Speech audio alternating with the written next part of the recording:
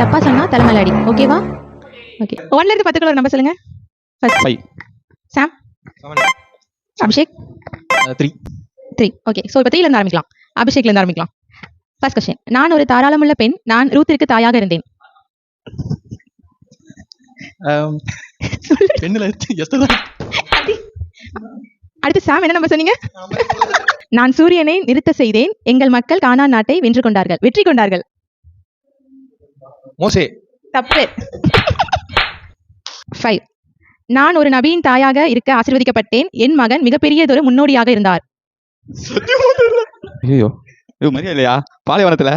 Time out. 8. 8.